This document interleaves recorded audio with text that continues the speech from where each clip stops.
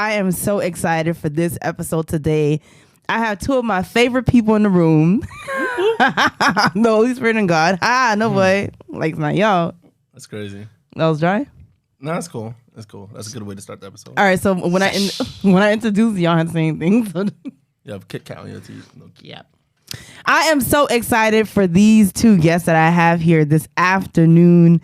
This is a special edition of On the Move with Maki because I have two kinfolk and kinfolk, but family in the building. For those who don't know, I want to remind you of what On the Move with Maki is about.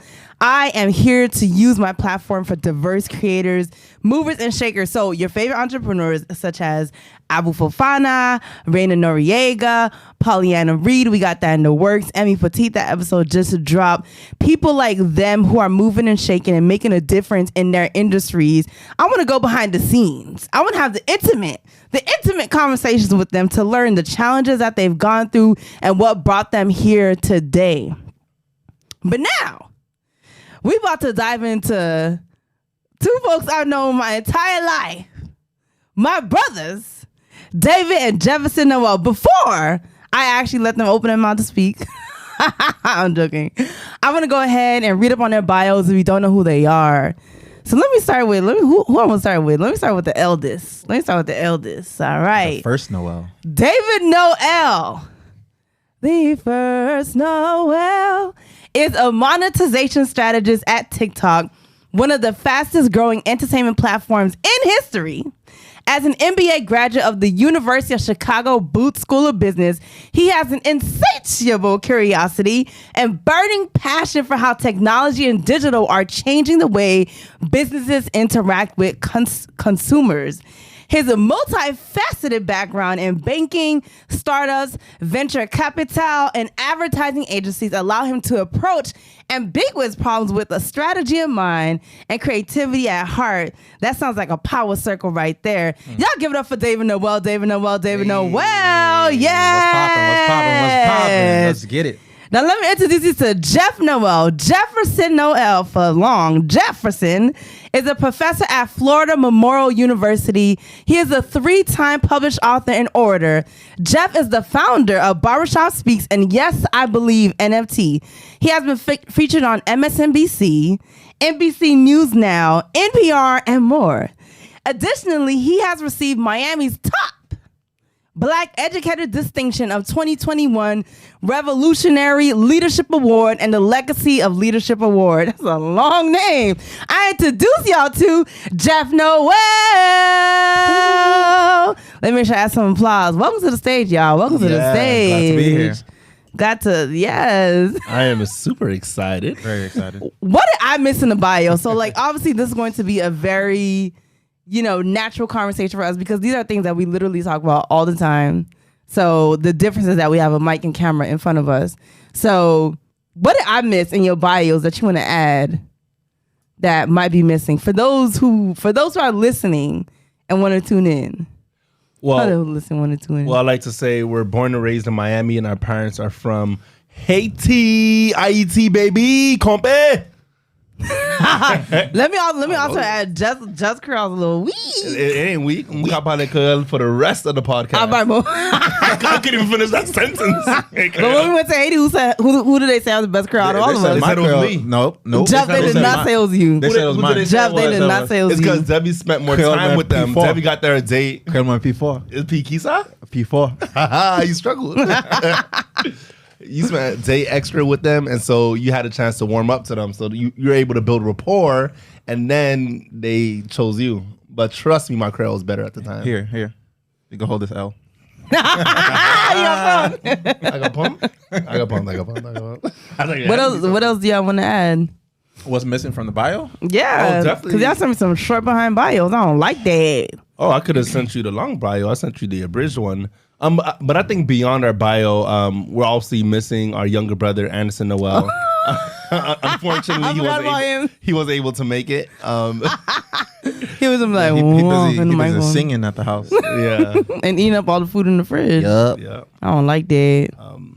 I would say all three of us, we've all started our own things. I in the past started Power Circle, which was just a collective of people, conscious millennials who are coming together and sharing their talents and sharing their thoughts and passions. And then we have the Living Room Project. We have Barbershop Speaks. I think there's a common thread of us wanting to bring people together and being able to create a space for these conversations. So I think it's been a long time coming for us to be in this room together. Yeah, I agree. Things on wax. On my podcast. Because Debbie wanted to switch it. Well, okay. Yeah, tell me the whole story. Let me let y'all know. So I might say David, and y'all might not know who the hell I'm talking about. I'm not saying Debbie. I'm saying David, and that's because when we were younger, we didn't know how to say David as children, and so now even as grown ass adults, we're like, "Hey, David," sound like little kids, but it is what it is. And I'm referring to David when I do say that. But let me give y'all a little background. But our family is very entrepreneurial. Our dad's father actually used to own a bakery in Haiti. I just jumped straight into it. And so from a very young age, my father knew what it meant to have to create something out of nothing and create a place of business where people can come and, be fed and do transactions. And so it's really in our blood to be entrepreneur and to create new things. His dad was also a tailor. He also worked in transportation when he was in Haiti. So being in a space where you always have to be creating and having to figure out a way for yourself has transitioned or transferred to us as well. And so when you hear the Living Room Project, when you hear Barbershop Speaks, when you hear Power Circle, we're a direct representation of who our father is and who his father was. That's right. Let me warm us up a little bit, and I can answer the question as well if that'll make y'all feel a little comfortable. This is gonna be a little different, y'all. So I'm gonna answer some of them as well because it's like a family conversation, and I'm just welcoming you into our space. I know normally I like interview the guests and I grill them. I'm like, tell me your story, tell me your challenges. We want to cry with you, but this time I'm gonna answer them as well. So I want to know for you guys, what is your North Star? What wakes you up in the morning besides your girl? What she call you? Besides your girl, bro. What wake you up in the morning, David? You don't want to start first? Girl wake you up in the morning. My alarm clock wakes me up in the morning. My passion wakes me up in the morning. My passion. You got one as bad as you want to breathe. I'll let Jeff start. I know Jeff has a good answer. Gatorade better be knocking on my door next time. That's all. Just go ahead. It's fine. Why you said the name? Crazy. So what wakes me up in the morning? I mean, honestly, like I literally wake up every single morning and no exaggeration, just thinking about leaving a legacy. Like that's what I care the deepest about because, we look at history and we think about all of the great things that people before us has done. And how it transformed the way that we live today. And, you think about how can you do what's best for yourself in the present, but also do what's best for yourself right now that will benefit your future. And how could you do what's best for yourself right now and the future, but then also the future of your family and your children, the community and the world.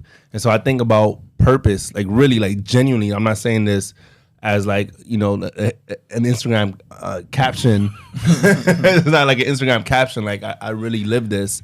I really live thinking about purpose every single day. What is my destiny? What is my mission? What are the small things that I do today that will make a big impact tomorrow?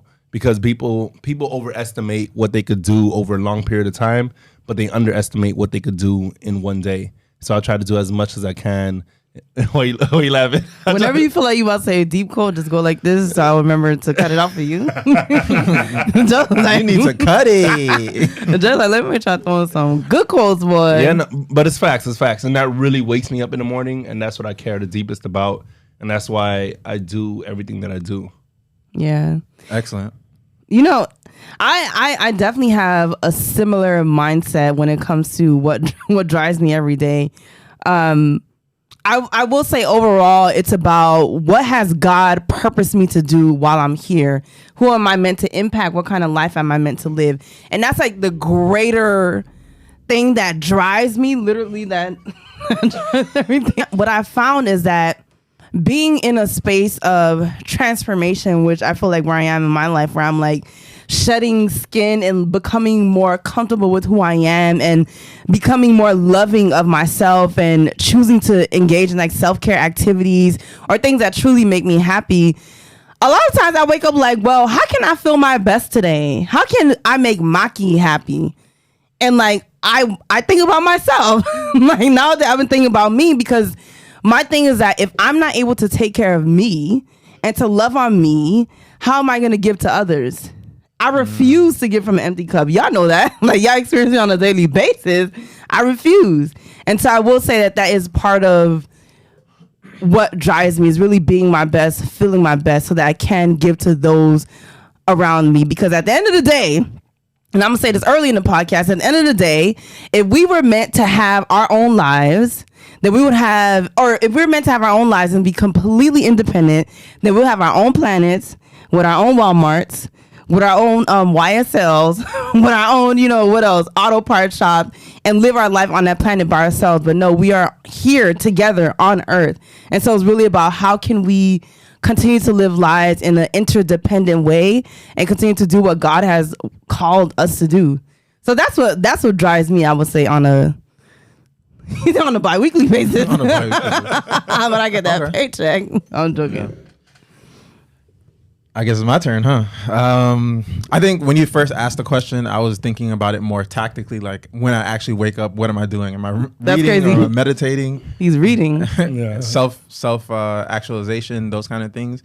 And that's pretty much my mornings. But to answer the question at a higher level, I think what Jeff said is spot on. It's all about legacy.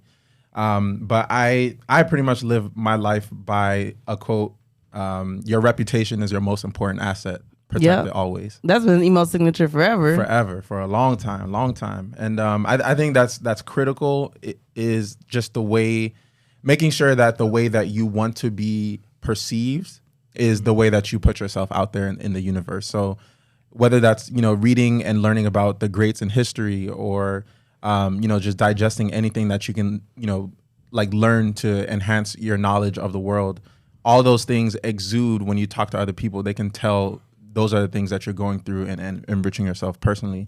So that's what I'm all about. I'm all about just having a positive reputation and bringing out the best in others. We talked about this the other day where you mess around and you tell me what your goals are. I'm going to hold you accountable to those goals. And so I just want to see everyone around me win. So that's what gets me up. Yeah.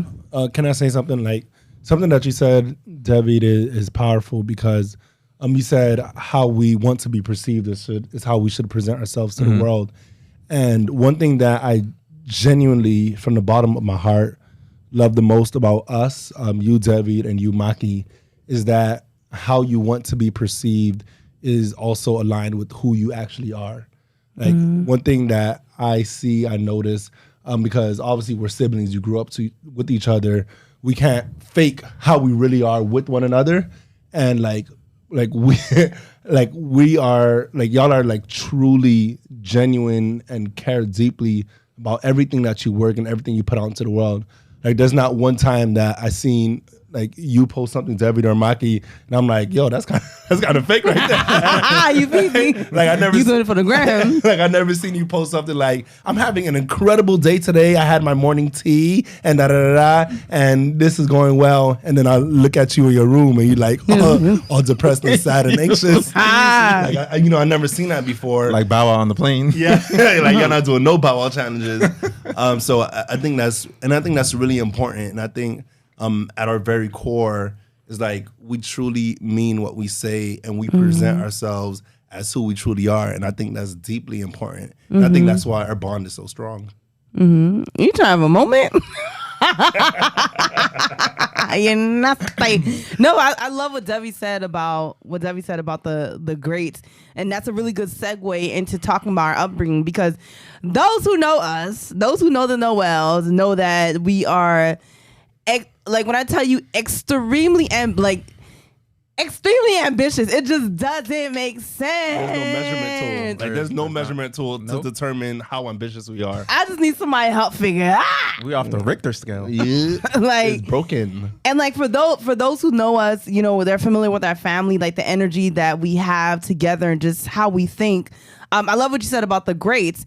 So I do want to go into our family a bit more and, bring in our upbringing. So we know the greats start off at a very young age. Let's talk about it. I really want to explore how our upbringing has shaped the way that we approach life now as adults. I'm very, very curious. Very curious. Yeah. It all starts with our parents, our mother and our father. I think from each one of them, we learned something different. Bless you. I think from our father and our mother, we learned something different, and I want to save some ammo for y'all to talk about it. But I think starting off with Dad, personally seeing him, so he's a minister, he's a pastor. Growing up, we've always seen him on stage. We've always seen him just be in his zone and preaching the word of God. And I think seeing him on stage and seeing him just in his element and his passion, I think that rubs off on us for us to be kind of have lean towards being comfortable being on stage and being in front of people. Mm-hmm. That has been our example of seeing him. And then also like the way that he interacts easily with others and just has a positive demeanor with everyone and just gets along with everybody. I think that's what rubs off on us. But also he has like a cautious optimism as well. Growing up every single day before we left the house, what did he tell us? Mm-hmm. Behave and be safe. Behave and be safe. Mm-hmm. And I think just those behave and be safe. In those 4 words, like there's so much that's packed into that of like my motto of your reputation is your most important asset. That's the behave part, is like just understand, who's around you, making sure that you don't, shame the family based off of like your actions.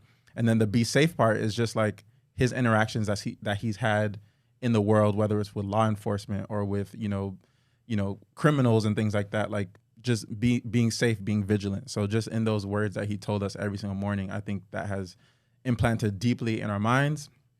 And then our mom, mm-hmm. she's a character. Yep. She has a flair about her. She's very dramatic and likes to perform. No. But she has the kindest heart, and she's generous beyond measure. Mm-hmm. And she's also nuanced in a sense where she has her own phrase as well, where she tells us what. Don't trust anybody. Don't trust people. Don't trust people. So I think pretty much to summarize, I think we've gotten we see an example from our parents of being comfortable in front of people, but then also having cautious optimism. Mm-hmm.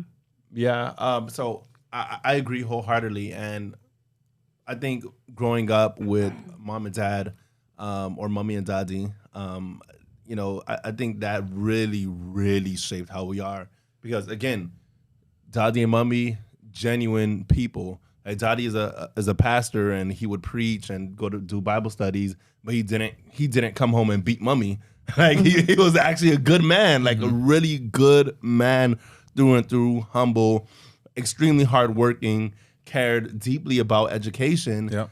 Although he didn't get all the degrees that I'm sure he wished he could get, but he built a library inside our house, mm-hmm. right? And most of our friends didn't really have a library, but he actually built one and filled the library with books, and then just one book, just one large book. One person read every week. And I think that's really powerful, and then so now all of us are university graduates. Debbie read like a book a day, literally, and so we care deeply about education as well. But then also something about our upbringing.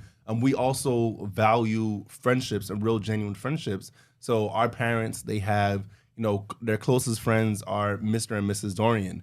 And so we were basically raised with them as well. So we were raised seeing our parents have best friends and maintain those friendships for over 2 decades. Yep. And so we have pretty much, similar attributes as well, where we care deeply not only about family, but then also about friendships and building genuine and lasting friendships. Facts. And I think that really helped us in our upbringing. I love that you said that, because I didn't even realize that.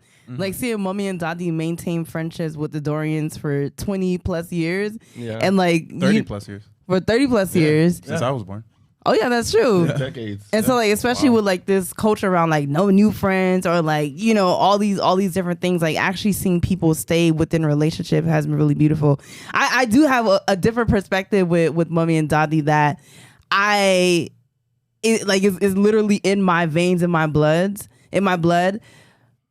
Y'all look at us, our friends look at us and think we're unicorns, right? I truly believe that my parents are the actual unicorns. So as Jeff mentioned earlier, we are Haitian, right? And so not boule, not béni. Not lebe. And if you know anything about Haitian parents, they're super strict. They're like, you know, you a girl, you're not supposed to be out this and that time. Like, you need to make sure you clean the whole house before you leave the house. Like, extremely strict. But my parents were are literally the opposite of that. Yep. They're like, oh, you want to do that? Okay, sure. You have that experience. Like, I remember when we were younger and we wanted to do ACN. You remember multi-level marketing? I thought you were going to go back to modeling. Oh my gosh, wow, okay. Deep, yeah. Wow, there's so much to say. So you're right. I wasn't going to go there, but that is a really good point. Yeah. But when we were younger, we wanted to do ACN. And so my dad was like, what would daddy always tell you? Congratulations, you'll make your own experience. Yeah, congratulations. That wasn't where I was going, but that's true. That's what he said. But what my dad will always tell you is what I know. Yeah, that's what I'll tell you what I know. If there's anything I'll tell you is That's what I know. I tell you what I know. And so, like, although my dad went through the ACM multi-level marketing experience, he was like, I've done this before. I've been here before. But if you want to have that experience, you go ahead and do that. Go for it. And so guess what? Our parents taught us how to be risk takers. Now we're like, oh, I see this opportunity or I want to go here. Even if I'm afraid, I'm going to still do it.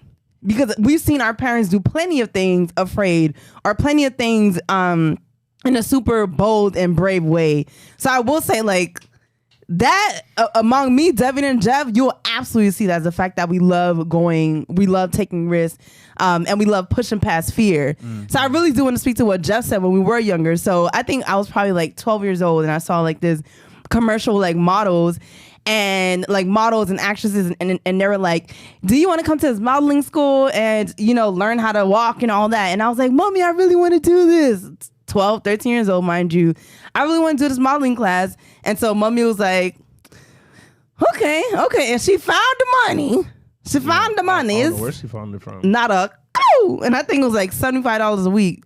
But like, they found the money to allow me and Jeff to go to modeling school. And then also the Dorians ended up following suit. Pikachu.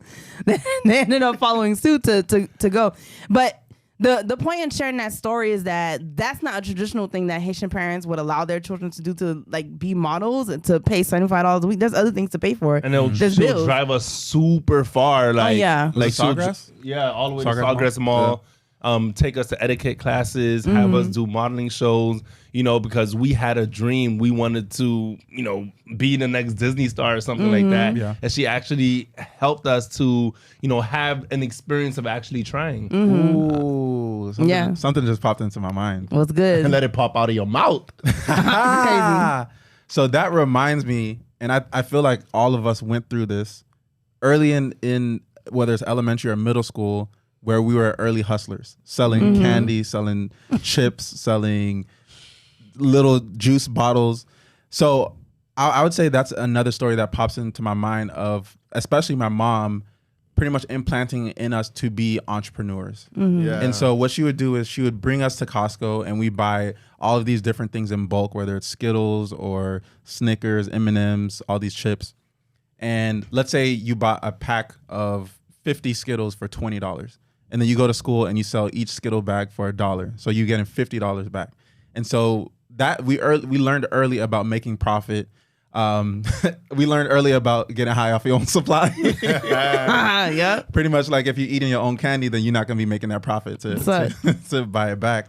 But I think that was an early experience of understanding the value of money, understanding how to be a salesperson, understanding how to put ourselves out there, understanding how to acquire clients, how to build a reputation, how to be consistent, how to be responsible. Like there's so many lessons packed into what our parents have taught us, and that's just one example. We talked about being Haitian, but also just like our experience as being the child of immigrants and how that has impacted our worldview and even influenced the spaces that we chose to be in over the years. So what I will say is that our parents' grit has taught us a lot about persistence and like all the things that David mentioned. But what I also realized, many years ago, is that being on constant survival mode will get me to a certain place, but it will not keep me in a certain place. So for both of y'all, at what point did you realize that shift as you're kind of like looking at your life and knowing, as a child of an immigrant, I'm a hustler, I'm gonna work hard. But at one point, are you like, all right, nah, this was good, but I need to use a different approach to life to get what I want and need? This is definitely not one of the questions. I'm just making someone on the spot, but like, I'm interested. Yeah, I don't remember a specific instance, but one thing that I would say, and talking about our father, is he always stresses education. And as Jeff mentioned, he built a library for us and he filled the house with books. Well, didn't he build it for you? I think he built it for us.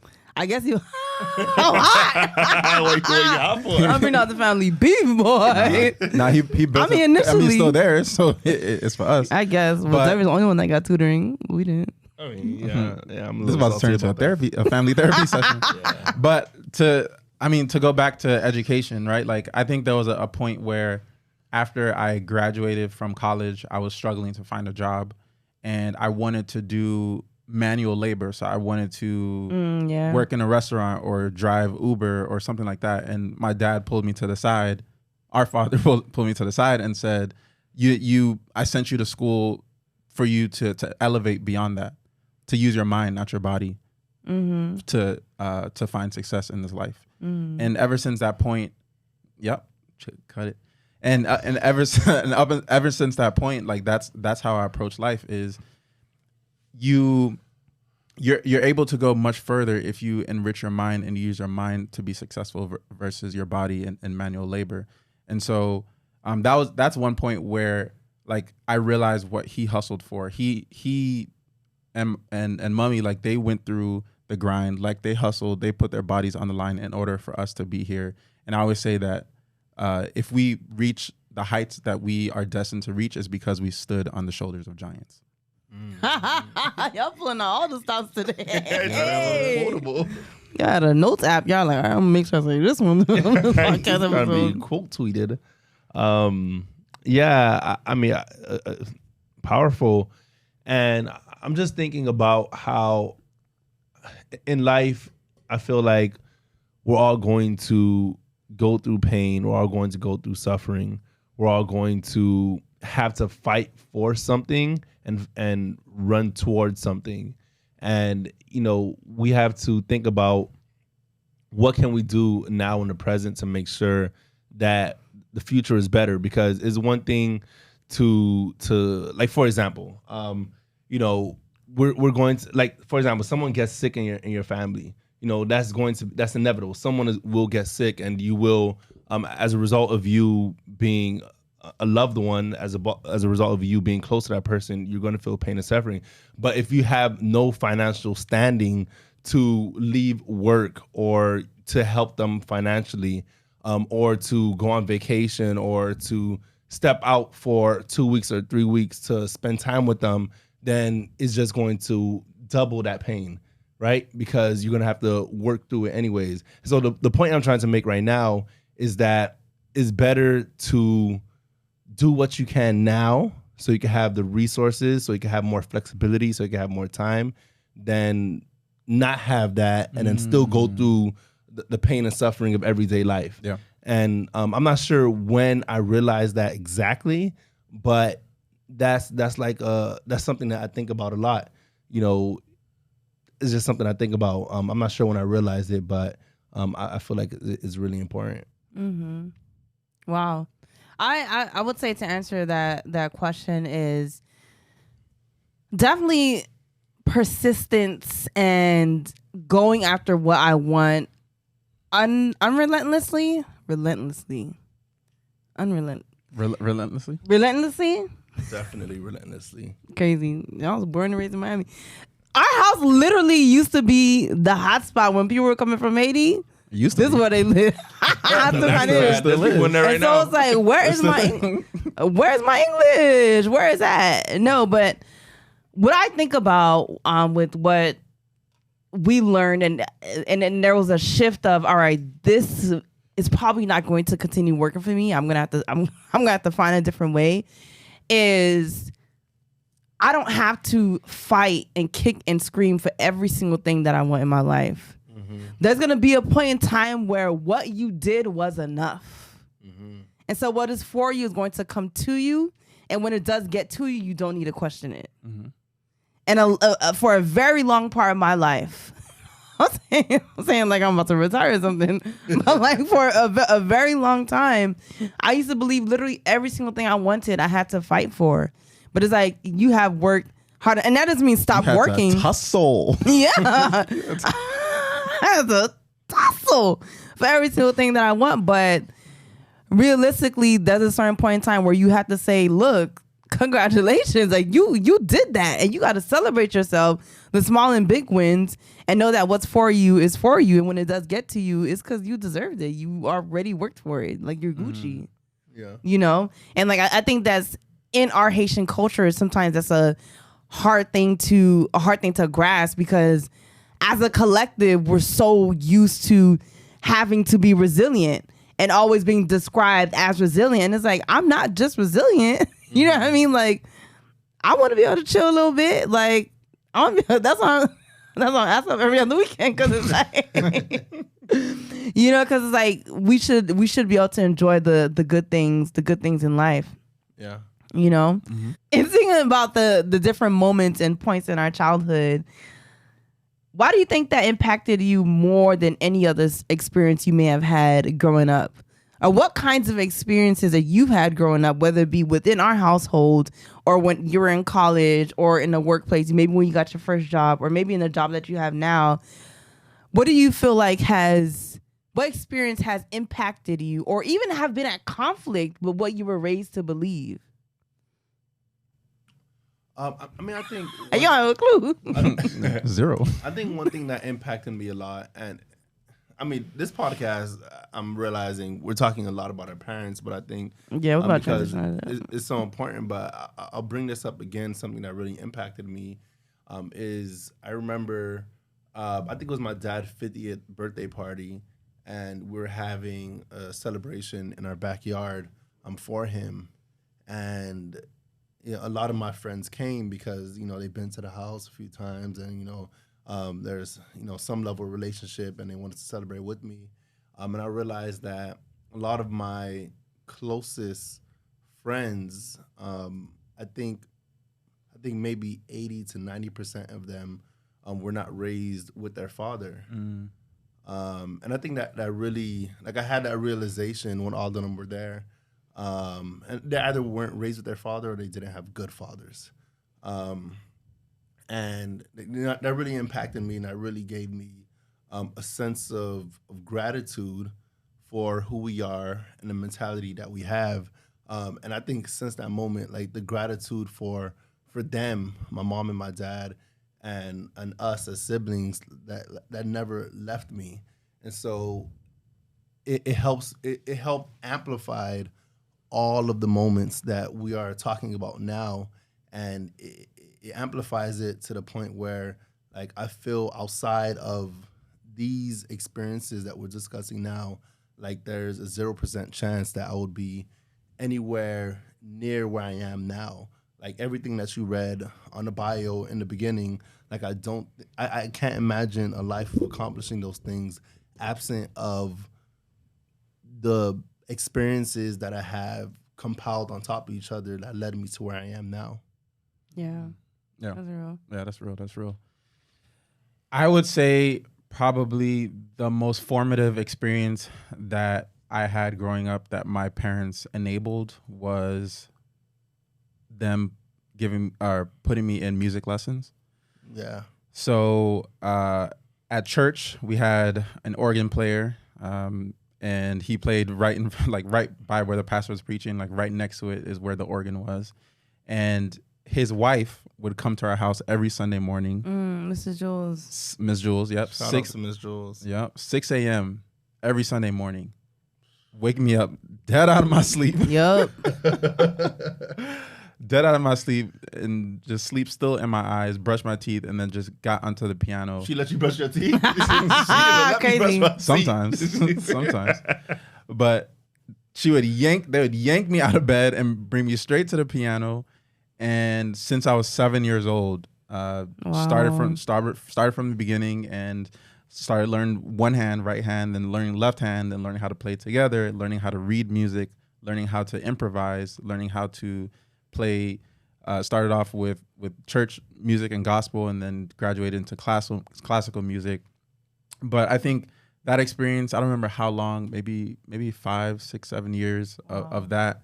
But I would say that was the most formative experience of my entire being, because there was so many lessons that came out of that. So like, determination, persistence, grit, like sticking through to something, learning something, being able to, we would have recitals. So I'd have to go out and perform what I learned in that moment. Being able to have a mentor or a guide right next to me who I can trust and who can kind of shape me into a better person. All those things, like I learned from that. And then I think just having that as a foundation allowed me to open a lot more doors in the future. And so because I had that foundation of music, then in middle school, I ended up being in a band and I played the saxophone and, interacted with different instruments. And then in high school, I ended up in the choir. And so the Spectrum singers, shout out to NMB, Darnell, Clarence, Stanley, Jared, like we were all in our little choir together, and we would go to like different classrooms and sing during Valentine's Day, so cool. Valentine's Day grams and stuff like that. And so I would say that experience, and then even in high school, I was in musical theater, so I was in the drama club and I would do musical performances. Troop 32? 06. And so, I mean, it just goes back to that of like, in early childhood, it's so important to set your children up for success.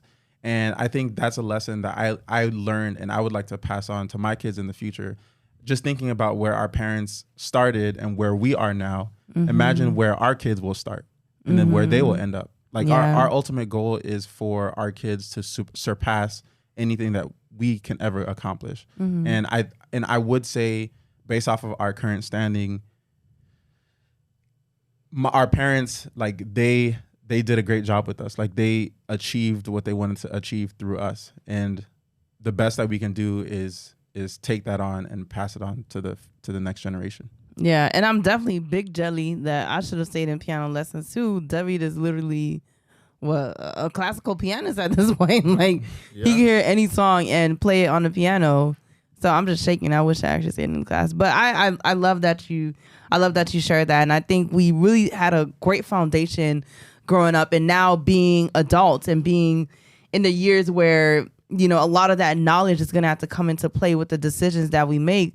Let's talk a little bit about what industries are y'all in, right? And how have you been strategic in building the life that you want in the industry that you're in? Want me to start? So I am in the education industry. I am a professor at Florida Memorial University, South Florida's only HBCU. And how have I been intentional in building that life? I mean, so like I said, I wake up every morning thinking about purpose.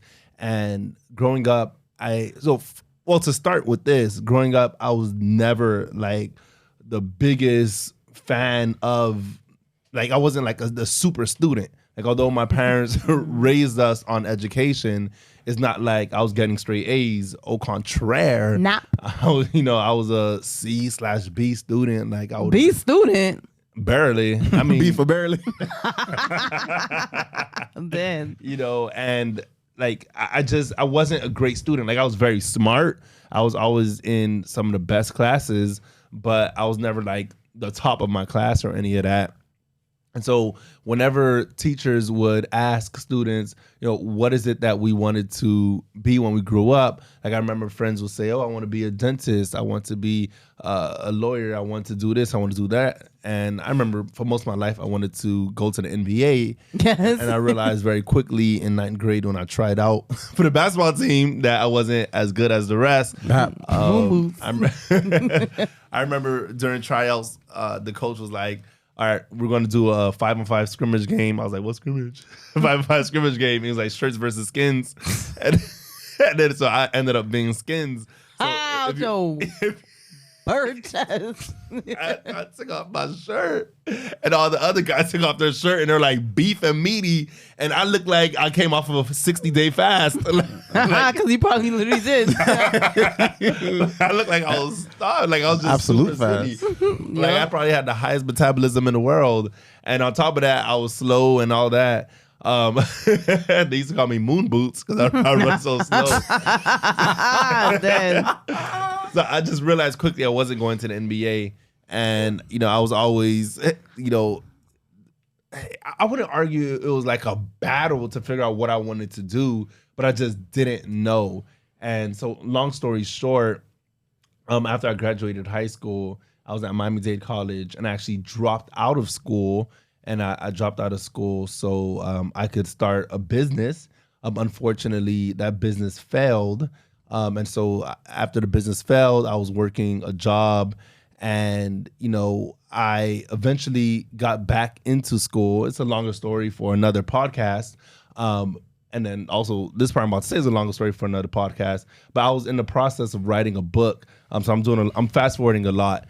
And so it took me a long time to finish that book, but when I wanted to finally get it done, I decided let me fly to an uncomfortable place, a place that I've never been to where I'm free of distractions. And so I actually flew to Canada by myself. Oh, yeah, I remember. I flew to Canada, by myself. I believe it was January 2017 to actually, finish the book. And I was renting an Airbnb.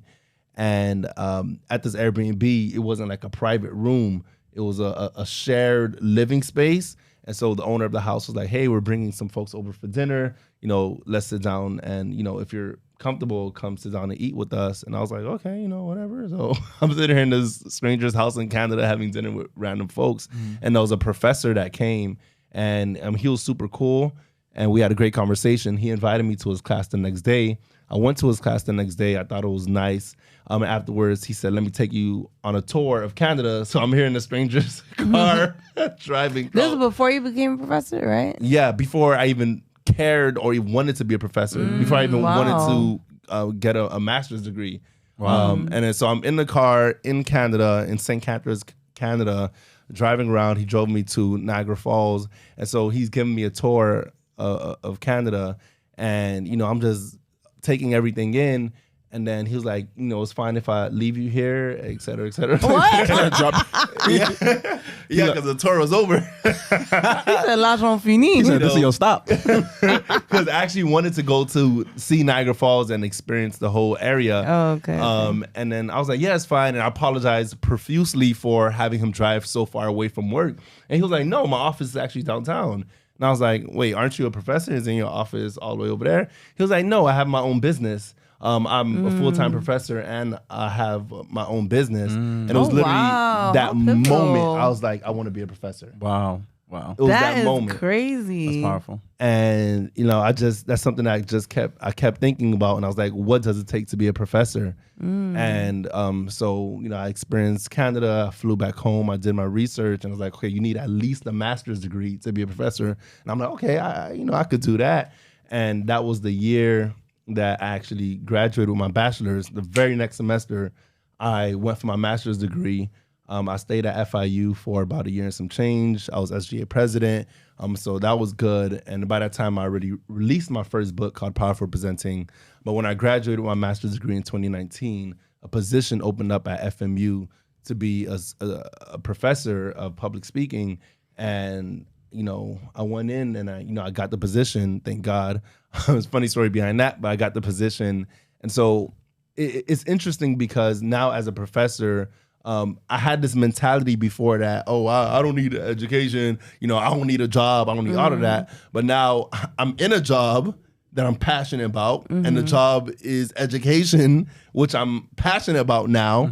And I'm still doing business, which I'm also passionate about. And so I realized that in life is not a zero-sum game. It's not an either or. It's like it's either you do what you're passionate about or you find a job so you could do so you could make a living, but you can do both. And you just have to find a way to merge those things together. And so I think it was so serendipitous that I was able to have that experience in Canada and actually live out that experience now. Yeah. That's Wow. good. Yeah. I literally didn't even know that. No, that's We grew up in the same house. I have a clue. I'm learning a lot about you. I've learned so much. Yeah. No, that was very powerful. I think the spirit of the answer to this question is pretty much laying out my life story, and if I can summarize it, I think it starts. I mean, I talked about starting in music at 7 years old, and then middle school, high school, college, and I think my career starts in college. So I went to University of Central Florida in Orlando. I majored in economics, minored in psychology, and so the reason why I chose those subjects is because I always wanted to understand how people make decisions with their scarce resources. And within college, I think I stepped up in leadership roles in Alpha Kappa Psi, professional business fraternity. I was the recruitment chair. I was in charge of what they call the vice president of membership. So you'd have a new pledge class, and then you kind of create this curriculum for them, and you guide them into the organization. I had a team that we worked together to build that out. And I think that was the first taste of being in a leadership position and leading an organization and building things and being able to see the immediate output and the immediate result of the effort that I put into it. And so that was an early experience and a very early W that kind of guided me to where I am today. After graduating from college, I started off in investment banking. So I worked at an investment firm called Deutsche Bank in Jacksonville. And that's where I learned to kind of dig into spreadsheets, to understand data, to work with different stakeholders, to meet deadlines and such. And that was a really formative experience. I was there for about a year and a half. And the reason why I left there is because I felt like it was too heads down. It was too only about the numbers, only about the data. And I wanted to be able to interact with the people and understand strategy and understand how to build and create new things. And so going back to what we were talking about of our parents kind of encouraging us to be risk takers, I took the leap and did a couple of summer programs that summer. That was the summer of 2015. So I left my job in Jacksonville and did a 4-week consulting boot camp at Vanderbilt University in Nashville, where they pretty much gave us different cases and projects to work on as teams and being like mini consultants. And so I learned a lot of business skills in that program. And then immediately, maybe 2 weeks after finishing that program, I ended up doing a 3-week program at the University of Chicago, the Summer Business Scholars Program, where for 3 weeks you get the full immersion of being in an MBA program. And so we interacted with the professors there. We had lessons and interacted with our peer students and explored the city of Chicago.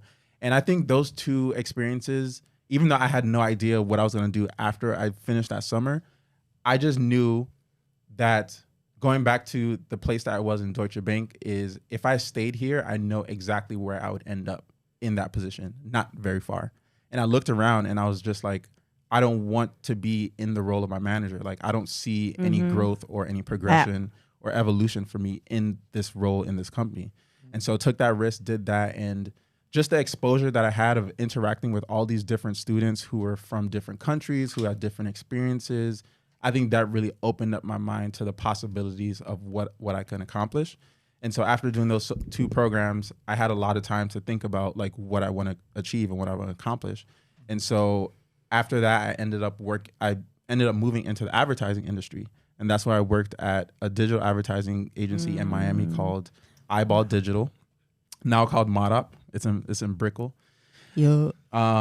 And that's probably, I mean, I'll fast forward to like me working at TikTok right now, but that was probably the best place I've ever worked going into the office. Like I haven't been into the office yet for TikTok because it's the pandemic. We in a panorama, so we haven't been in the office. But that experience working at Eyeball Digital, being in the office, just interacting with people, it was just such a fun collegial environment. I had a lot of responsibility, a lot of great work, a lot of great people that I was working with, and so that was great. And then after that, spent 2 years there, and I had a conversation with the CEO of the advertising agency, and we tend to have career conversations. And I was just like, okay, I love what I'm doing here. I love the people. I love the work, but I want a little bit more. I want to be able to understand how to manage the business of the advertising agency. In the role that I was in, I was a digital strategist. So I was working with SEO. I was doing helping clients with building out their websites and doing social media marketing on Google, Facebook, those kind of things. But I wanted to understand how to operate the business. I wanted to understand how to build culture within a company.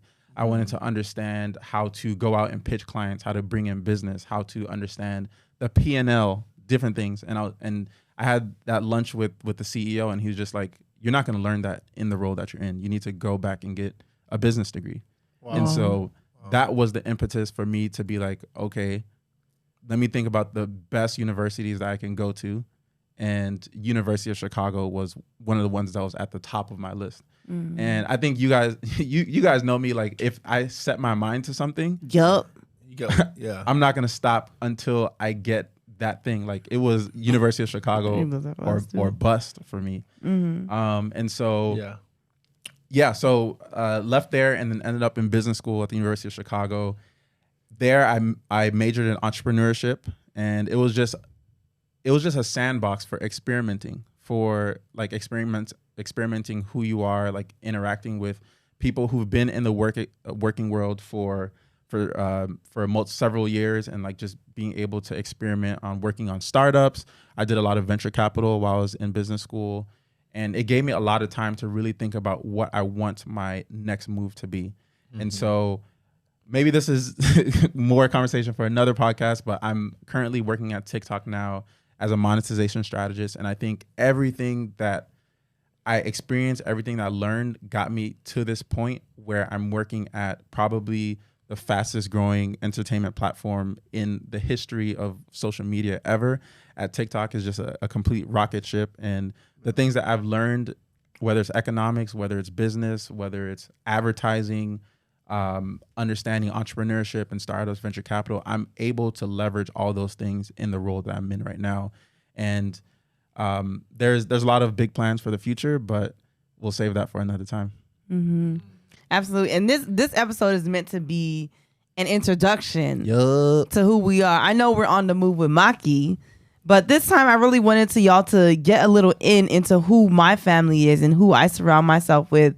Because best believe you're going to be hearing more from the Noel family. It's Noel season. Period. That's what it is. Period. Absolutely. That's what it is. And so with the few minutes that we have left, I do have specific questions for David and Jeff. But I feel like in different ways y'all may have answered it. But just wanted to delineate. So like David is literally the only MBA graduate in our family, and I have somewhat started the MBA process, and even that is super rigorous in itself. So just imagine how we talked about at the beginning, like our family, our parents not having the level of education that we have, but still being able to achieve different things. But now with their children, us, we're able to take what they knew about life and what they knew to be true and really take it to the next level. Mm-hmm. So for you, as the only MBA graduate in our family, how has business school even positioned you for the goals that you have and for what you want to achieve? You know, you can drop in, you can sprinkle in Noel Co if you like. Mm. Yeah, I think business school, and a lot of times people reach out to me and say, hey, they're interested in business school. One thing that I always say about it is you want to make sure that you're doing it for the right reasons, right? You want to make sure that this position that you're putting yourself in, the business school that you're going to, the program that you are interested in, is going to bridge the gap between where you are now and where you want to go.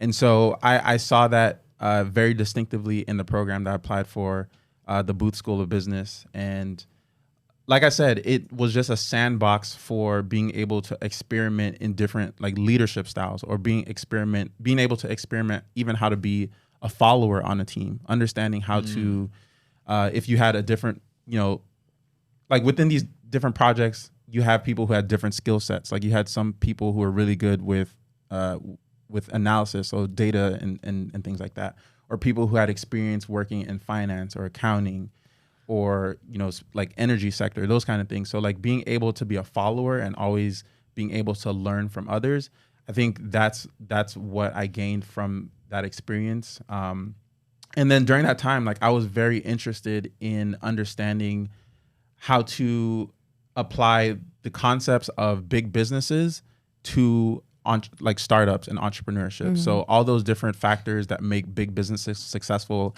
how can you apply those to startups? And I think that's where I started really thinking about wanting to start my own company, but also understanding that I need to start to put in the work and get the experience of being an operator before I can do my own thing. So in the back of my mind, I've always wanted to start a company. And I think, with Power Circle, which is a thing that we started in the past, bringing people together and creating content and sharing our stories. Whiteboard Wednesdays, like that was the start. That was the seed for what's to come next, which will very likely have to do with the Noels and building out some kind of legacy for our name. So there's a lot to unpack there for sure. Because I was gonna say, like, we're all very clear on what's now for you. What's important for me to know is also what's next for you. But it sound like you're trying to give some breadcrumbs. Trying to be tight-lipped. I mean, what's next is currently incubating, but if we're trying to put it on wax, what's next is Noel and Company. Noel Co. Noel Co.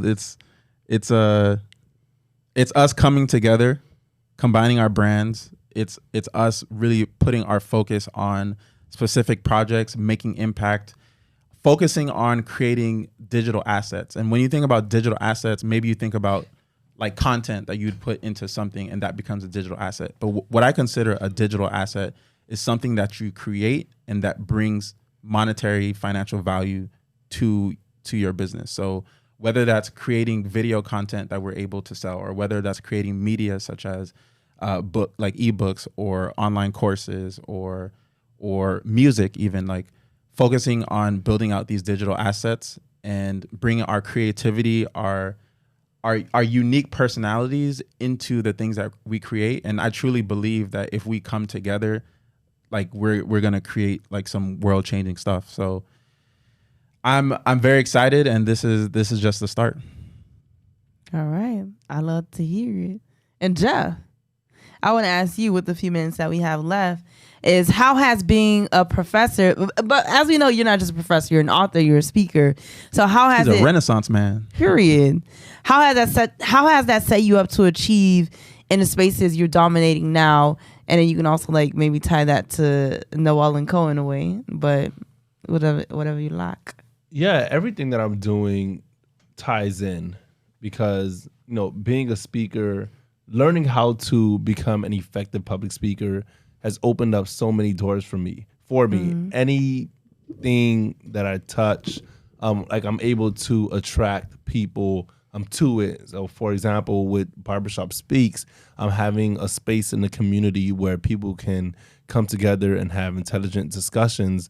Like we've brought in sitting senators, sitting representatives, gubernatorial candidates, sitting judges, attorneys, financial experts who come inside the barbershops and have real conversations with people. With the NFT project that I started, Yes, I Believe NFT, I created it based off of my third book, which is called Yes, I Believe.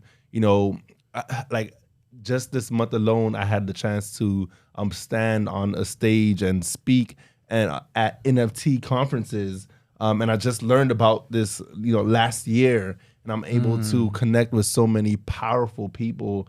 Like I tell my friends, like I literally meet millionaires every single day, you know, and you know, who's in the space, who's in the Web3 space, but then also who's in other spaces as well. So public speaking has opened so many doors for me, and especially being a professor at South Florida's only HBCU, you know, that's just powerful because I'm not doing it for myself. I'm pouring into my students. I'm helping to raise the next generation of leaders who are not confined to a box, who are not confined to one way of thinking.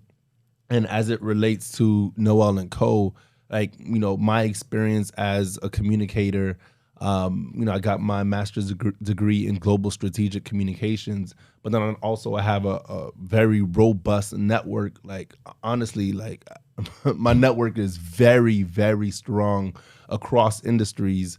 You know, there's a lot of different ways, and my understanding of, you know, the future, you know, Web3, blockchain technology, DeFi, DAOs, etc. I'm positioned very well for the technologies of the future. So I believe that all of our skills, our talents, our network, our resources, we could really impact the world, change the world. Absolutely. I love, and y'all see the company I'm in? Do y'all see the company I am in? I love it so much. They always say, tell me who you surround yourself by, and I could tell you who you are. Yep. Right. Period. And y'all can see that very clearly. And y'all, if y'all have been following me, obviously because like you're listening to this episode, you know I spend my time in the marketing advertising industry as a social media strategist at Ogilvy, which is a worldwide creative agency. And so I bring agency experience, strategic knowledge, and just also a global perspective to the work that we're doing. We didn't really tap in too much about, you know, how my parents like allowed me to fly when I was like 13, 14 years old, you know, out of the state by myself, and to that feeding into who I am as a travel enthusiast and someone who has a global mindset. And so think about the thinking that's here at this table. Right now, you're listening to On the Move with Maki, but just know when you see me, you see them. You see us. You see us. When they see us, period. You know what I mean? And so thinking about this combined knowledge and experience that we have, I'm just super excited for the future. And now this is just the beginning of the beginning. And the fact that y'all are tuned in, so I'm going to go ahead and wrap this up for us. The fact that y'all are tuned in, listening to our story, hearing the challenges that, you know, some of the challenges that we face. We didn't get too much in the challenges, but we got into those who inspire us, which have been our parents. I think in my mind and my eyes are the real unicorns and really created leaders who are willing to put themselves aside to serve the people that are in our community, you know, who are here building those relationships, because we're talking about legacy. We're talking about how are we going to impact this world. We're talking about using the God-given gifts that we have to make a difference. So imagine waking up with this energy and with this passion and with this desire to be connected to people and to do great work and to be a great person yourself. This is beautiful, y'all. So I want to thank y'all so much. Is this where you insert applause?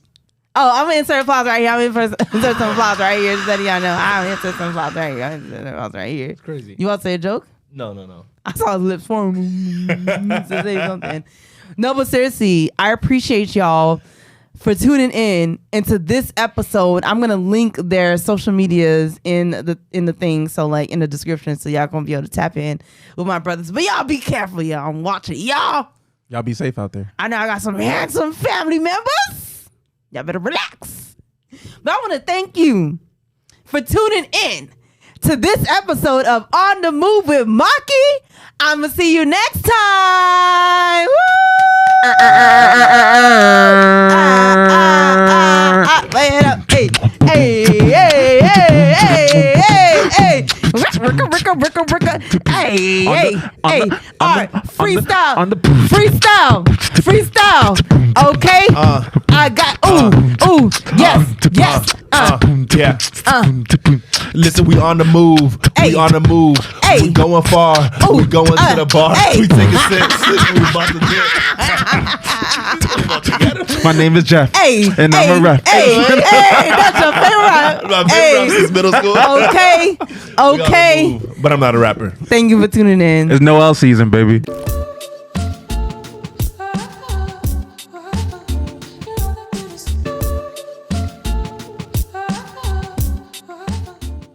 I'ma see you next time.